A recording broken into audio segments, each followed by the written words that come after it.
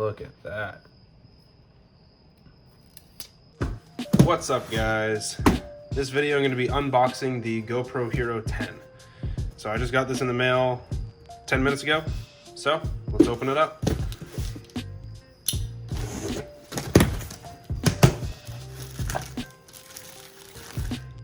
The GoPro 10, we got a 32 gigabyte SD card included. All right, so let's open this up. 32 gigabyte memory card.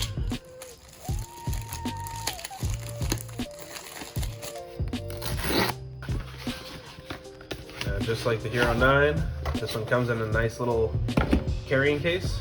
I like how they're doing that still. They did that with the 9. I'm not sure if they did it with the 8. I don't think they did it with the 8, but they're doing it again with the 10, and you get this nice little carrying case that comes with it.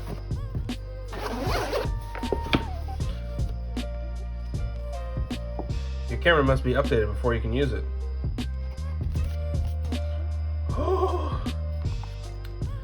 Charging cable, curved mount,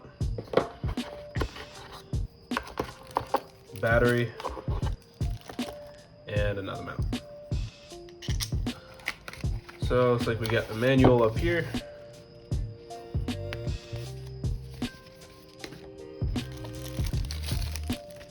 This looks exactly like the Hero 9 battery. I'm curious if it is. And just for comparison, here is the Hero 9. I'm gonna see if this ND filter works.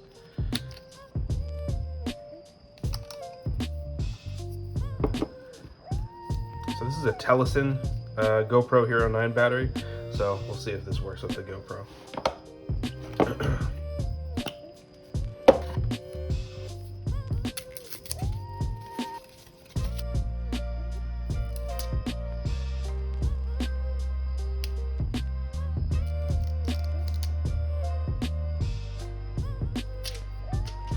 Look at that. So this feels exactly like the 9. This is pretty much the 9 body.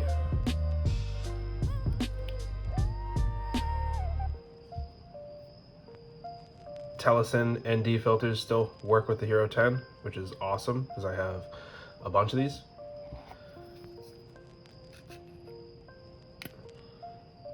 Looks like the exact same lens.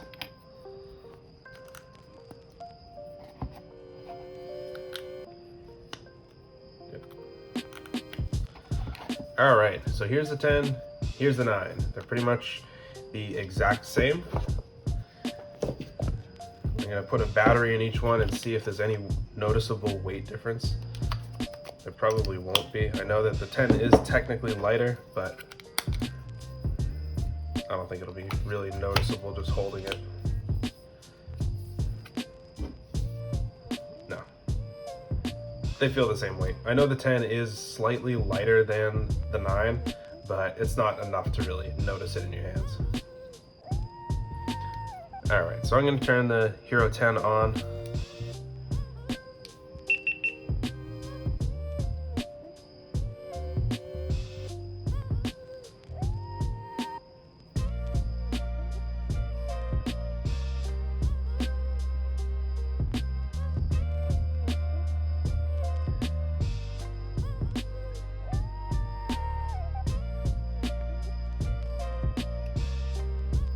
Alright, so to update it, I have to put an SD card in here.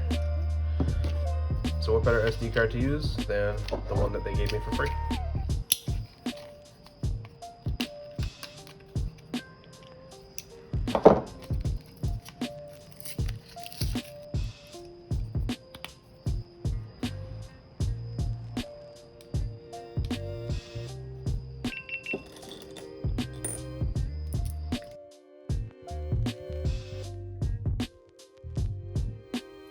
Another thing that's nice about GoPro continuing the same body style is the fact that not only can you put these on a GoPro 9 or a GoPro 9 one on a GoPro 10, but you can also continue to use the max lens mod. I don't really use this too much, but I'm glad that at least I can put it on my GoPro 10.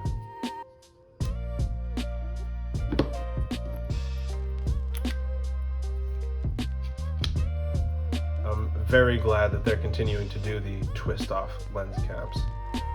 So I have this set up pretty much how I want it. I have a couple different modes in here for video. I'm also excited to use the time warp modes that they have on this.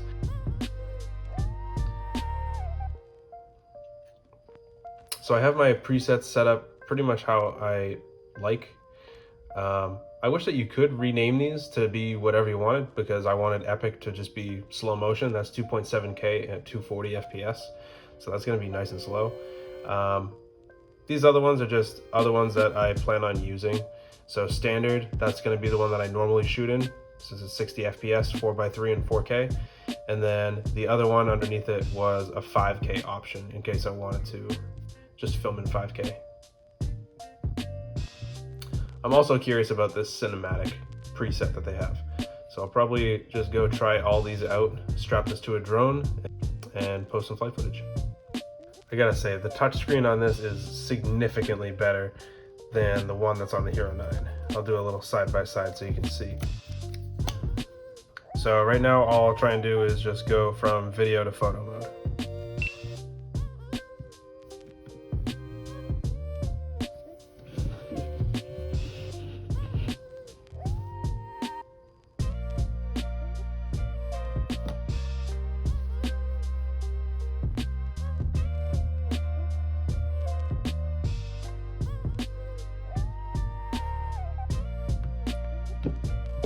Alright, so the GoPro 9 touchscreen honestly sucks.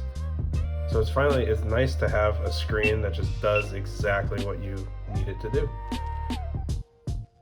So let's strap this to a drone and go get some cool flight footage.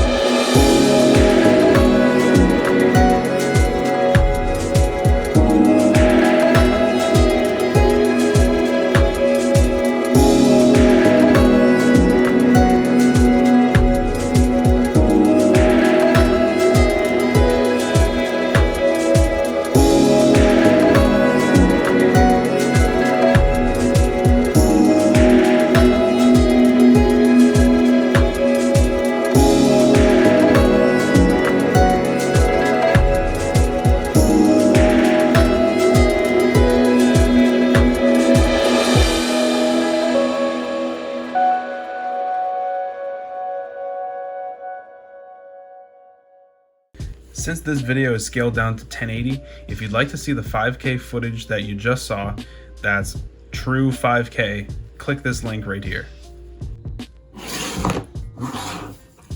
So, I'm not normally the kind of person to go out and buy the latest and greatest cameras or equipment, but when I saw that the Hero 10 had a 4K and 4x3 at 60 FPS option, that's something that I've been waiting for some time in a GoPro. So seeing that they finally added it to this, I had to grab one. Another perk is the fact that it films in 5K and 4x3 at 30 FPS. And I actually never used the 5K option on my Hero 9. So the fact that the Hero 10 has a 4x3 option, I'm definitely going to be using that. The main reason I use 4x3 footage is because when you import it into RealSteady for stabilization, if you import a 4x3 clip, it'll export in 16:9, and if you import a 16:9 clip, it'll export in some really weird wide aspect ratioed clip. So that's the main reason I kind of jumped on the Hero 10 boat right when it was released. I think the main thing that you'll notice between the Hero 10 and the Hero 9 is just the screen responsiveness. It just does exactly what you need. It's very similar to like an iPhone or an Android. It's a quality touchscreen, and I haven't had any issues with it at all. Nothing like the Hero 9. The Hero 9 is very glitchy and just doesn't do what you want it to do, whereas this is just it's a good touchscreen. I think that this is a very good upgrade from a Hero 9. Like I said, the touchscreen alone is just like a huge difference, and not only that, but you get pretty much double frame rates and some pretty incredible video quality. Another thing I wanted to mention, you can film 120 FPS in 4K with this.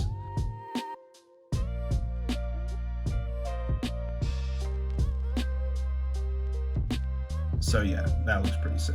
Alright, so that's going to do it for this video. Hopefully you found it entertaining, useful, helpful, whatever, dude. If you like the video, subscribe to the channel, leave a comment, like it, share it, I don't know. Use an affiliate link if you're thinking of buying one of these things. I'll leave a link to it down in the description. If you click that and buy one, I'll get a small commission off the sale, and that just helps support the channel.